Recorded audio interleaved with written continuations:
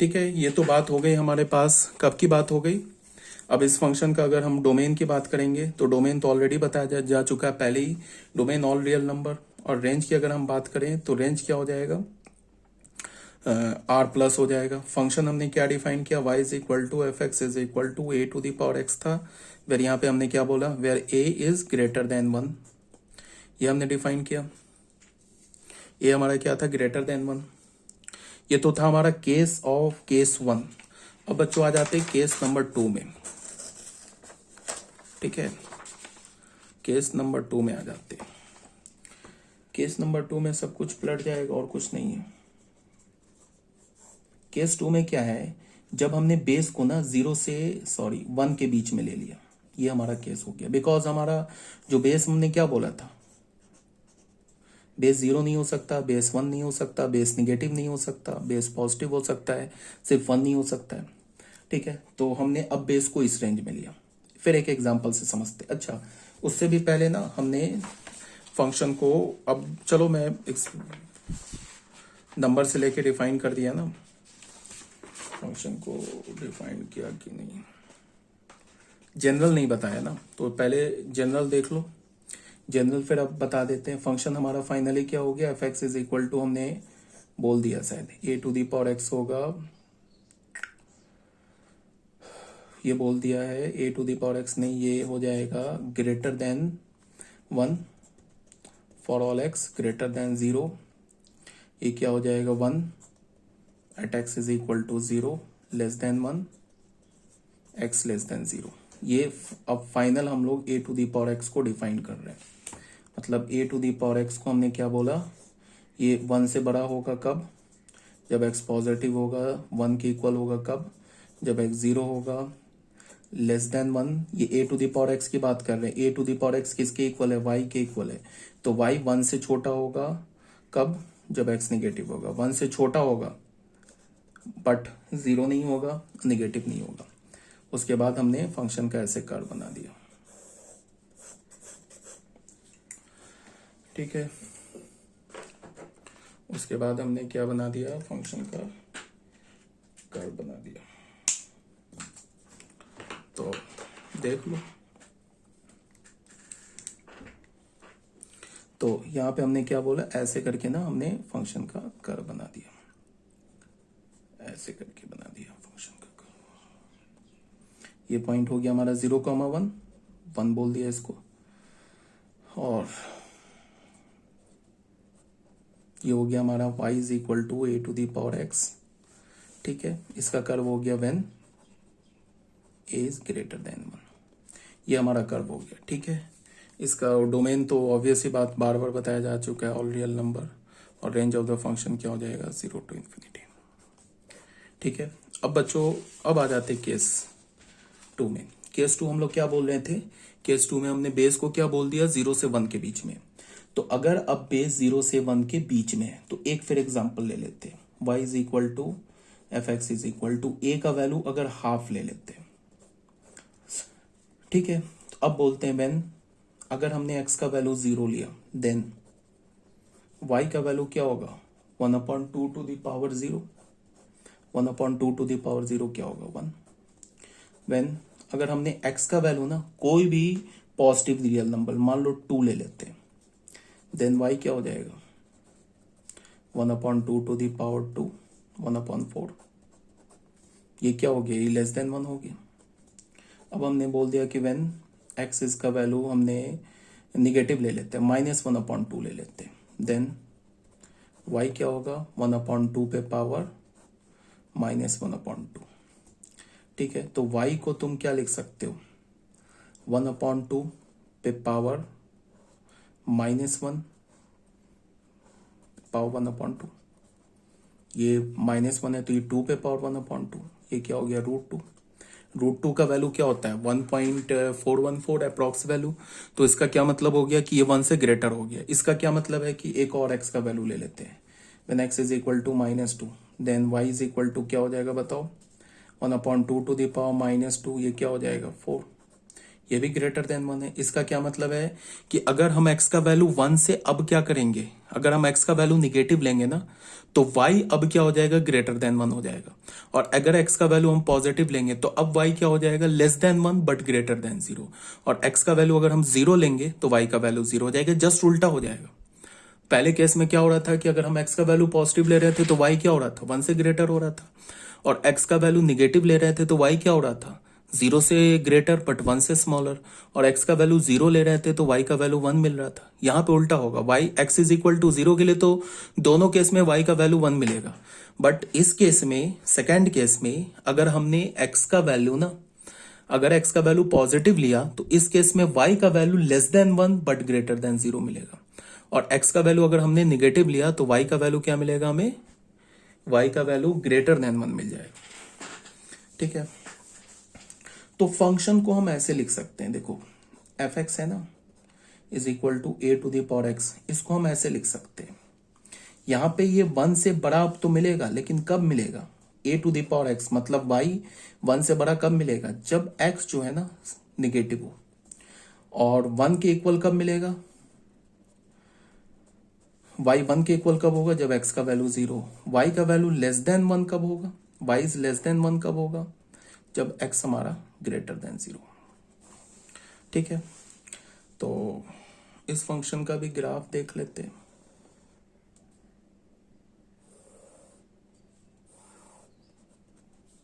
ये फंक्शन का ग्राफ होगा, ये पॉइंट हमारा हो गया 0,1। अब देखो, अगर तुम x का वैल्यू लेते हो ना ग्रेटर देन पॉजिटिव लेते हो तो y का वैल्यू क्या हो रहा है, जैसे ये हमारा कोई x का वैल्यू होगा पॉजिटिव है तो उस पर y का वैल्यू क्या है, 1 से छोटा है ना। फिर अगर तुम x का वैल्यू यहाँ डालो, y का वैल्यू और 1 से छोटा हो, x का वैल्यू जितना दूर जाओगे y का वैल्यू कम होता जाएगा। और x का वैल्यू ये तो निगेटिव है, यहाँ पे जितना दूर जाओगे y का वैल्यू 1 से ग्रेटर होता जाएगा। तो ये ग्राफ हो जाएगा फंक्शन का। तो डोमेन अभी भी क्या है, ऑल रियल नंबर। रेंज अभी भी क्या है, r plus, means 0 to infinity. ये बात आ रही है समझ में। अब ना मैं इसमें, ठीक है अभी इसको भूल जाओ।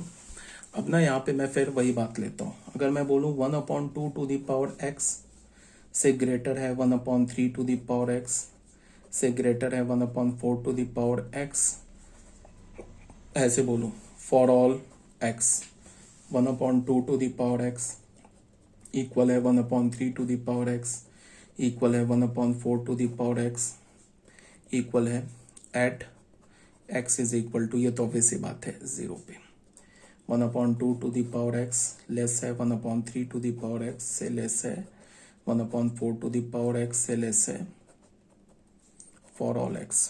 अब बताओ इसमें मैं क्या करूं, ग्रेटर देन 0 डालूं या लेस देन 0 डालूं। तुम ऐसे सोचो, कोई भी एक x का वैल्यू ले लो, पॉजिटिव 1 ले लो x का वैल्यू, पॉजिटिव लोगे तो यहाँ पे क्या हो जाएगा 1/2 इज ग्रेटर देन 1, तो एक पॉजिटिव के लिए सेटिस्फाई हो गया, तो ये ग्रेटर देन 0 हो जाएगा, ये लेस देन 0 हो जाएगा। अब इस फंक्शन का हम लोग ग्राफ ड्रॉ करते हैं।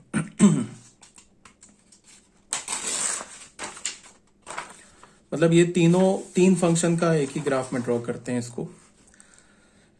तो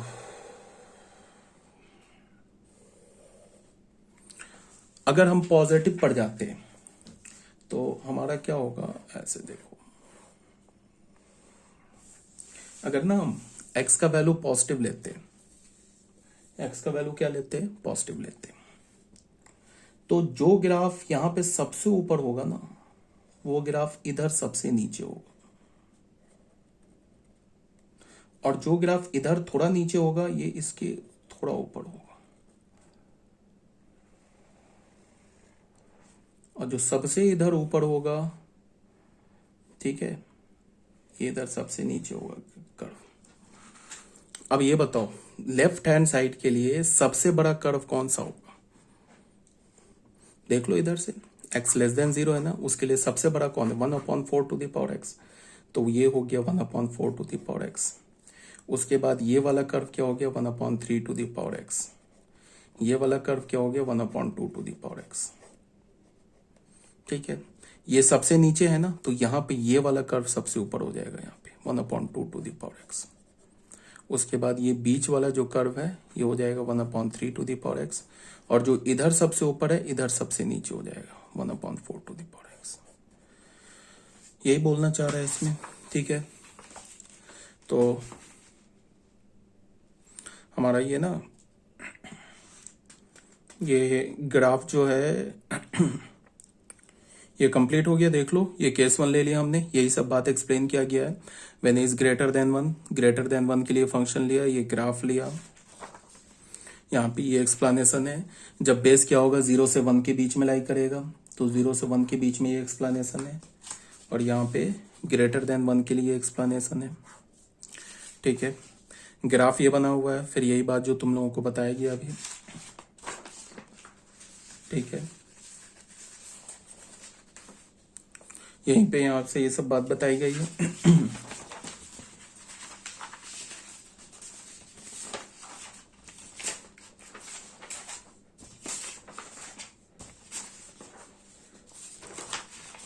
अब यहाँ पे नोट में क्या बोल रहा है, नोट देख लो।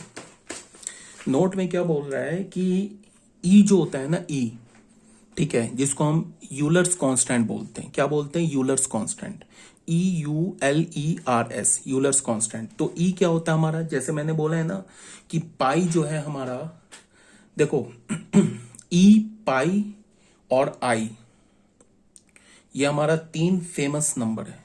जैसे हम लोग बोलते हैं ना कि पर्सन में भी तो अपना अपना सबका फेवरेट होता है कि भाई ये पर्सन किसी को अच्छा लगता है, किसी को ये पर्सन अच्छा लगता है। ई टू दी पावर ई जो आगे अभी देखोगे ना, ई एक हमारा क्या हो गया, ये इरेशनल नंबर है। मैथ्स में सबसे 3 फेमस नंबर है। एक ये भी इरेशनल नंबर है। ई जो होता है अप्रॉक्स 2 से 3 के बीच में लाई करता है। ई का जो अप्रॉक्स वैल्यू होता है 2.731। जो हमारा पाई है ये भी इरेशनल नंबर है।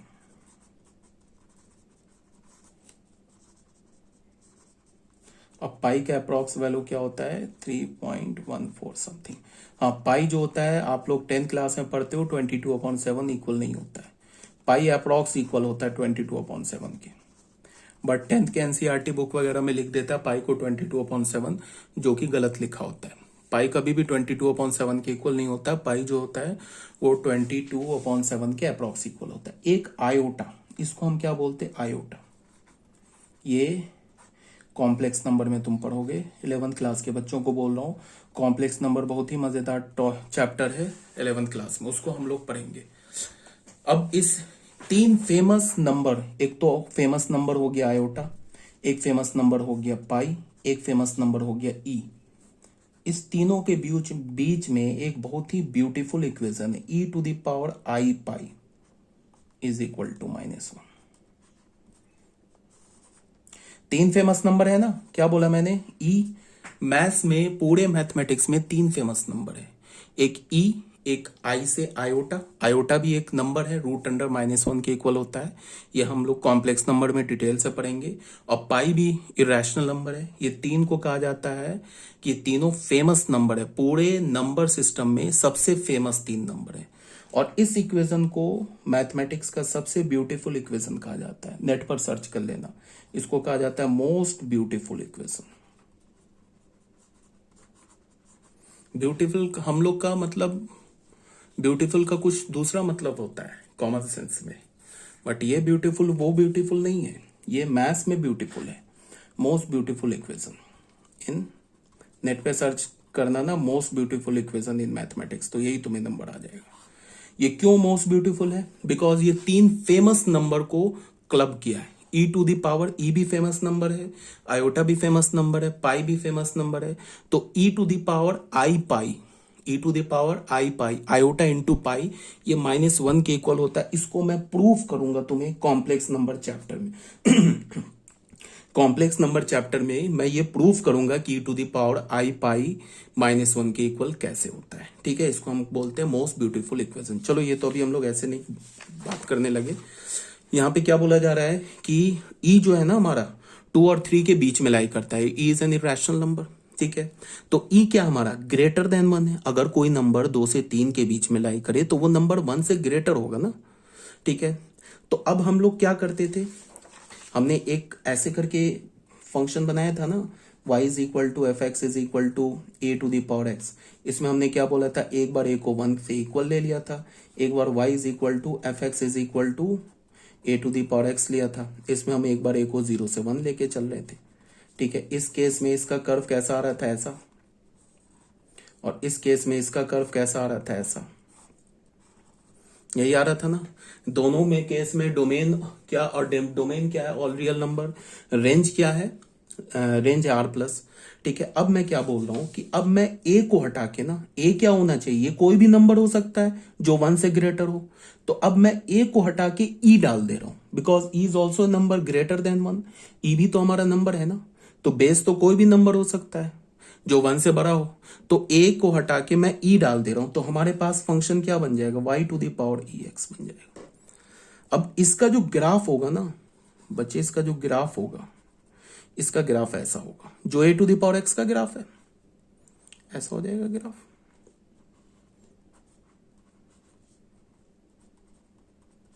यही हो जाएगा। इस फंक्शन का अगर मैं तुमसे डोमेन बोलूं तो डोमेन क्या है, तो जो एक्सपोनेंशियल फंक्शन का डोमेन है, क्या होता है एक्सपोनेंशियल फंक्शन का डोमेन, ऑल रियल नंबर। अगर मैं तुमसे बोलूं कि रेंज क्या है, तो जो एक्सपोनेंशियल फंक्शन का रेंज होता है क्या होता है, पॉजिटिव रियल नंबर, ठीक है। तो इसका domain all real number, range क्या हो जाएगा, पॉजिटिव रियल नंबर, ठीक है। अब इसमें ए क्या लाई करता है, 0 से 1 के बीच में, अच्छा ई जो है 2 से 3 के बीच में लाई करता है। तो अगर कोई भी नंबर 2 से 3 के बीच में लाई करता है, तो उसका अगर तुम रेसिप्रोकल ले लोगे ना, तो वो किसके बीच में लाई करेगा, 0 से 1 के बीच में। कोई भी नंबर उठा लो 2 से 3 के बीच में, उसका रेसिप्रोकल ले लो। एक्चुअल तुम कोई भी नंबर ग्रेटर देन 1 उठा लो, उसका रेसिप्रोकल ले लो, एनी नंबर ग्रेटर देन 1, उसका रेसिप्रोकल ले लो, वो कहां से आ जाएगा, 0 से 1 के बीच में। तो 2 से 3 के बीच में किसी भी नंबर का रेसिप्रोकल क्या हो जाएगा, बताओ, 0 से 1 के बीच में। तो अगर ई हमारा 0 से 1 के बीच, 2 से 3 के बीच में लाई करता है, तो इसका क्या मतलब होगा कि ये जो 1/e है ना, ये 0 से 1 के बीच में लाई करेगा। अब मैं इस केस में, ये वाला जो केस है ना, जब हमने बेस को 0 से 1 के बीच में लिया था, इस केस में मैं a को किससे अब रिप्लेस कर रहा हूं, ये a को 1/e से। तो हमारे पास फंक्शन क्या आ जाएगा, 1/e to the power x। इसको मैं क्या लिख सकता हूं, 1/e को e टू द पावर -1 उस पे पावर x, इसको मैं मल्टीप्लाई कर दूंगा, e to the power -x आ जाएगा। इस फंक्शन का ग्राफ अगर मैं बोलूं y is equal to e to the power -x का ग्राफ क्या होगा, तो ऐसे हो जाएगा, ये हमारा क्या हो जाएगा 1, ये क्या हो जाएगा x, ठीक है। ये हमारा ये क्या हो गया 0, ये किसका ग्राफ हो गया। अब इसका भी डोमेन क्या होगा, ऑल रियल नंबर, रेंज क्या होगा r प्लस। तो e to the power x का ग्राफ तुम समझ गए क्या होता है, जो a to the power x का ग्राफ होता है ना, when a is greater than 1। e to the power x का ग्राफ क्या होता है, जो a to the power x का ग्राफ हो when a is greater than 1। e to the power -x का ग्राफ क्या होता है, जो a to the power x का ग्राफ हो when a lies between 0 and 1। Domain और रेंज तो दोनों केस में सेम हो जाएगा, ठीक है। तो यही बात नोट में बोला गया है। देखो क्या बोला जा रहा है, अगर e हमारा 2 से 3 के बीच में इंप्लाइज e ग्रेटर देन 1, तो y is equal to F x is equal to e to the power x। एक हमने फंक्शन ले लिया, f क्या हमारा, e को हमने a को किससे रिप्लेस कर दिया, e से, तो f हमारा ये फंक्शन r से r हो जाएगा। Is also an exponential function with base as greater than 1, ये भी एक्सपोनेंशियल फंक्शन है, इसका ग्राफ ऐसा हो जाएगा। e टू द पावर, ये जो फंक्शन देख रहे हो ना, इसका ग्राफ कैसा हो जाएगा, ऐसा हो जाएगा, जो एक्सपोनेंशियल फंक्शन का ग्राफ है when a is greater than 1 वाला, वो हो जाएगा ये ग्राफ। इसका भी domain all real number, range r plus हो जाएगा। अब e अगर हमारा 2 से 3 के बीच में लाई करता है, तो 1/e किसके बीच में लाई करता है, 0 से 1 के बीच में। तो y, फिर हमने एक फंक्शन ले लिया r से r, y is equal to F x ले लिया। 1/e to the power x is also an exponential function with base as less than 1, ये भी हमारा एक्सपोनेंशियल फंक्शन है। इसको तुम क्या लिख सकते हो, e टू द पावर -1 पे पावर x, तो ये क्या हो जाएगा, e टू द पावर -1, ठीक है। तो is also an exponential function with base as less than 1 but greater than 0, ठीक है। इसका ये ग्राफ हो गया, देख लो, ये किसका ग्राफ है, जब हमारा बेस 0 से 1 के बीच में लाई करता था तो ये ग्राफ होता था। तो इस फंक्शन का ये ग्राफ आ गया, e to the power -x का ग्राफ आ गया, ठीक है। और इस फंक्शन का भी रेंज क्या हो गया r प्लस, और डोमेन क्या हो गया r। तो बच्चों ये हमारा जो है ना क्या बोलता हूँ, एक्सपोनेंशियल फंक्शन जो है ना, ये एक्सपोनेंशियल फंक्शन क्या हो गया हमारा, कंप्लीट हो गया। अब जो हम लोग नेक्स्ट टॉपिक पढ़ रहे हैं वो है हमारा लॉगरिथमिक फंक्शन। तो सबसे पहले लॉगरिथमिक फंक्शन में क्या है कि logarithmic function is the inverse of exponential function. Logarithmic function जो है ना वो एक्सपोनेंशियल फंक्शन का इनवर्स है। अब इसका क्या मतलब हो गया, पहले तुम समझो, उसके बाद फिर हम लोग फॉर्मली इसको डिफाइन करेंगे। तुम ऐसे देखो, अगर तुम ना 2 to the power 3 लेते हो तो इसका वैल्यू क्या होता है, 8 होता है। ये तो बहुत आसान है, कोई भी बता देगा। मैं अगर बोलूं कि 2 to the power 3 का वैल्यू क्या है, 8 है। अब इसको मैं उलट के बोलूं तुमसे कि 2 पर कौन सा पावर लूं कि वैल्यू 8 आ जाए, अब थोड़ा सा टफ हो गया। अब थोड़ा दिमाग लगाना होगा। अच्छा 2 to the 4, अच्छा 2 3 8 होता है, तो मतलब 2 पे पावर 3 लेना होगा तो 8 आएगा। ऐसे अब दिमाग हल्का सा लग गया। अभी तो बहुत आसान है, 2 to the power 3 is equal to 8। अगर मैं बोलूं कि 2 पे ये कौन सा पावर लूं कि 16 आ जाए, तो यहां से क्या होगा, x इज इक्वल टू 4 लेंगे तभी तो 16 आएगा। ठीक है, तो देखो ये 2 to the power 3 किसके इक्वल होता है, 8 के। यहां पे एक्सपोनेंशियल फंक्शन में हम लोग क्या करते हैं, एक्सपोनेंशियल फंक्शन में जैसे हमने ये y is equal to F x है ना, इसको हमने एक्सपोनेंशियल फंक्शन माना ना a to the power x, तो ये तो गिवन होता है ना a, इसका मतलब पावर डालते हैं और ये पूरा वैल्यू y बन जाता है। इसमें हम क्या करते हैं कि जैसे हमने एक्सपोनेंशियल फंक्शन ले लिया ना, f x is equal to 2 to the power x, तो x जो डालते हैं ना डोमेन में वो क्या होता है, 2 पे पावर डालते हैं, तो 2 to the पावर जो आता है वो y का वैल्यू आता है। लॉग में उल्टा करते हैं। लॉग में उल्टा करने का क्या मतलब अभी बता रहा हूं। अगर मैंने लिखा ना 2 to the power 3 is equal to 8, तो इसको लॉग की भाषा में क्या बोलेंगे, लॉग के लैंग्वेज में बोलेंगे log 8 base 2 is equal to 3। मतलब 2 to the पावर 3 अगर 8 है तो इसको लॉग के लैंग्वेज में क्या बोलेंगे, if and only if log लिया LOG, बेस यहां पे 2 है ना, तो यहां लॉग का बेस 2 बना लेंगे। ये 2 to the पावर 3 का वैल्यू 8 है ना, तो ये 8 यहां बना लेंगे। इसका पावर ये 3 है ना, तो इज इक्वल टू 3 ले लेंगे। ये लॉग का ये लैंग्वेज बोल रहा है। ठीक है, फॉर एग्जाम्पल एक और ले लेते हैं, 2 to the पावर -3 क्या हो जाएगा, 1/8। तो इसको लॉग की भाषा में क्या बोलेंगे, लॉग लिया, बेस क्या है 2, तो यहां पे 2 ले लेंगे। पावर डालने के बाद वैल्यू क्या मिला 1/8, तो 1/8 यहां ले लेंगे। अब पावर क्या डाला -3, तो ये -3 यहां ले लेंगे। ये लॉग का लैंग्वेज है। ठीक है, अगर मैंने लिखा 10 to the power 4 is equal to 1 2 3 4, तो इसको लॉग के लैंग्वेज में क्या बोलेंगे, लॉग लिया, इसका बेस 10 है ना, तो यहां बेस 10 ले लेंगे। ये पावर 4 है, वो पावर 4 इक्वल के बाद आएगा। ये रिजल्ट क्या है 10 to the पावर 4, तो 10 to the पावर 4 यहां ले लेंगे। मतलब क्या है कि अगर मैं तुम्हें सिर्फ ये दिखा के बोलूं कि log 8 बेस 2 क्या है, ये मैं बोलूं कि व्हाट इज दिस, ये है क्या, तो तुम बोलोगे कि ये एक ऐसा नंबर है। log 8 बेस 2 दिखा के मैं बोलूं कि ये है क्या, तो तुम बोलोगे कि ये एक ऐसा नंबर है log 8। इसको रीड कैसे करते हैं, log 8 बेस 2। अगर मैं तुम्हें बोलूं कि ये है क्या, तो तुम बोलोगे कि ये जो पूरा है ना, ये एक ऐसा नंबर है जिसको हम ये जो नीचे लिखा है ना बेस, इस पर पावर डाले ना तो 8 आ जाएगा, ये ऊपर वाला आ जाएगा। देखो ये है ना log 8 बेस 2 क्या है, ये 3 है ना, तो ये 3 कैसा नंबर है। अगर मैं 3 को इस बेस पर ये डालू ना यहाँ पे 3, तो ये 8 नहीं आ जाएगा। अगर मैं तुम्हें दिखा के बोलू ना कि log 1/8 बेस 2 ये है क्या, व्हाट इज दिस, ये क्या है, तो तुम बोलोगे कि ये जो पूरा है ना, ये एक ऐसा नंबर है जिसको मैं 2 पर पावर डालू ना तो ये ऊपर 1/8 आ जाएगा। इसका मतलब ये क्या लिखा हुआ है, ये log 8 बेस 2 क्या लिखा हुआ है, ये एक पावर लिखा हुआ है। पावर किसका पावर, 2 पर पावर लिखा हुआ है, 2 का पावर लिखा है। कैसा पावर लिखा है, जिस पावर को हम 2 पर डालेंगे ना तो ये 8 आ जाए। इस 8 को हम बोलते हैं आर्गुमेंट, इस 2 को बेस बोलते हैं, इस 1/8 को आर्गुमेंट बोलेंगे, इस 2 को बेस बोलेंगे। इसका क्या मतलब है, इसका यह मतलब है कि अगर मैं 2 पर पावर क्या डालूं 3, तो 8 आ जाएगा। 3 किसके इक्वल है, log 8 बेस 2 के इक्वल है। ये किसके इक्वल होगा बोलो? ये 8 के इक्वल हो जाएगा। ये मतलब है, यही है ना यार 3, ये तो 3 लिखा हुआ है ना, ये log है, l है।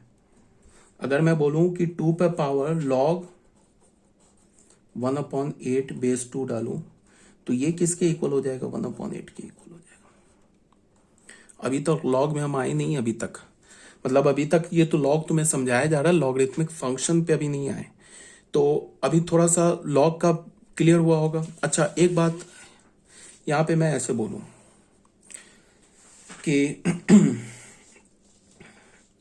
अगर मैं तुमसे बोलूं कि लॉग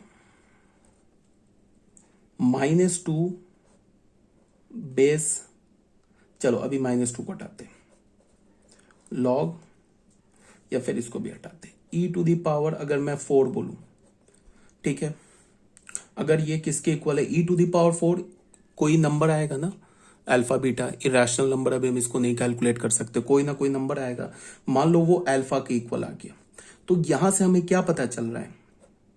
हमें यहां से पता चल रहा है लॉग, ये बेस ई है तो यहां लॉग का बेस ई बन जाएगा, ये 4 है ना पावर, ये इज इक्वल टू क्या बन जाएगा? 4, और ये यहां अल्फा हो जाएगा। तो मैं बोलूं कि ये log 4 log अल्फा बेस ई है क्या?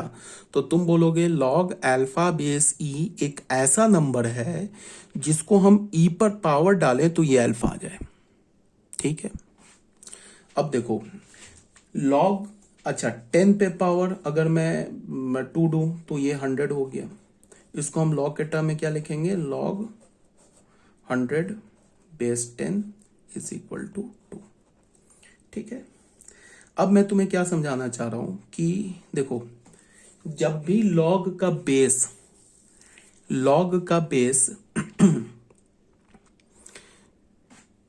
जैसे मैंने बोला ना log अल्फा बेस ई, तो log का बेस याद रखना, जब भी ई हो, स्मॉल ई, ये ई भी तो बेस, ई तो नंबर है ना, तो ये हमारा अगर जब भी log का बेस ई हो तो उसे हम ऐसे भी लिखते हैं, ये याद रखना हमेशा, कंफ्यूज मत होना, ln अल्फा लिखते हैं, l है ये और ये n है, ln अल्फा, या फिर इसको हम ऐसे भी लिखते हैं log सिंपल अल्फा, ऐसे लिख दिया, यहां पे कोई बेस नहीं डाला। अगर मैंने यहां पे log के नीचे कोई बेस नहीं डाला है, इसका मतलब बेस ई है। फिर से एक बार बोल रहा हूं, log के नीचे अगर मैंने कोई बेस नहीं डाला, इसका क्या मतलब है? बेस ई है। और log जब बेस ई है तो उसको हम ln अल्फा भी लिख सकते हैं, या कभी भी बेस मेंशन ऐसे नीचे नहीं होता, हमेशा ऐसे लिखा होता है बिना बेस का, तो बिना बेस का लिखा है, इसका मतलब बेस ई है। और बेस ई के अलावा अगर कोई बेस हो गया, 10 हो गया, 11 हो गया, 14 हो गया, 15 हो गया, कोई भी बेस हो गया, 1/2 हो गया, तो उसका बेस मेंशन होगा। सिर्फ अगर log का बेस मेंशन नहीं है तो इसका क्या मतलब है कि वो क्या लिखा हुआ है? बेस ई। और जब भी बेस ई को हम क्या ln भी लिखते हैं, जैसे अगर मैं बोलूं ना log, ऐसे तुम्हें कहीं लिखा नहीं मिलेगा log ई बेस 10, ऐसा कहीं नहीं मिलेगा। log तुम्हें क्या लिखा मिलेगा? लिखो दोगे तो कोई प्रॉब्लम नहीं है, जैसे √2 पे ऐसे थोड़े ना लिखा होता है, या √4 है इस पे, यहां पे 2 थोड़े ना लिखा होता है।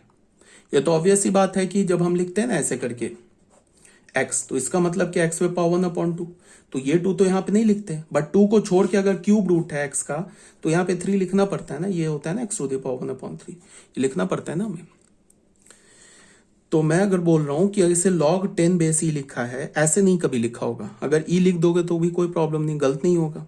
ये अक्सर कैसे लिखा होगा? ऐसे 10 और कुछ नहीं लिखा होगा, तो इसका मतलब ये मान लो बेस ई है, और इसको हम शॉर्ट फॉर्म में क्या लिखते हैं? ऐसे l, ऐसे n, और ये ब्रैकेट में ऐसे 10, ये मतलब होता है, ठीक है। ऐसे भी लिखते हैं। सिर्फ ln किसके लिए यूज करते हैं? सिर्फ जब बेस ई होता है, सिर्फ उसी के लिए। एक बार फिर से मैं बोल रहा हूं कि अगर log के का बेस कुछ नहीं है, इसका मतलब बेस ई है। ई बेस छोड़ के अगर कोई भी दूसरा बेस हो, 10 हो, 11 हो, 13 हो, 14 हो, कुछ भी हो, तो वो बेस मेंशन होगा। और अगर बेस ई है तो उसको हम क्या लिख सकते हैं? ln 10। इस 10 को हम log का क्या बोलते हैं? आर्गुमेंट। इसको हम क्या बोलते हैं? बेस। ठीक है, ये सब बात अभी समझ में आ रही होगी आप लोगों को। तो थोड़ा डिटेल से इसलिए लेके चल रहे हैं ना, क्योंकि ये चैप्टर काफी इंपॉर्टेंट है। 11th क्लास के 12th क्लास के बच्चे भी ऐसे कोई जीनियस है नहीं, वो भी सब कुछ गोल करके बैठे होंगे 0/0। तो उनको भी बोल रहा हूँ कि एक बार जो ये जो अभी फंक्शन 11th का मैं PDF और जो फंक्शन दे रहा हूँ वो एक बार कर लो, फायदे में रहोगे। तो मैंने क्या बोला कि PDF नंबर जो 4 होगा वो 11th का लास्ट PDF होगा इस चैप्टर का, फंक्शन एंड रिलेशन का जो फंक्शन का लास्ट PDF होगा, PDF नंबर 4। और 12th का जो PDF स्टार्ट होगा वो फंक्शन 5 से स्टार्ट होगा, मतलब PDF नंबर 5 से स्टार्ट होगा। वहां से मेन 12th का मतलब टॉपिक स्टार्ट होगा। अभी तक जो भी हम लोग पढ़ रहे हैं ना फंक्शन का, ये अभी हमारा PDF नंबर 3 भी कंप्लीट नहीं हुआ है। टाइम लग रहा है ना, क्योंकि हम लोग को अगर मैं इसको तेजी से निकल जाऊं ना तो फिर कुछ समझ में नहीं आएगा।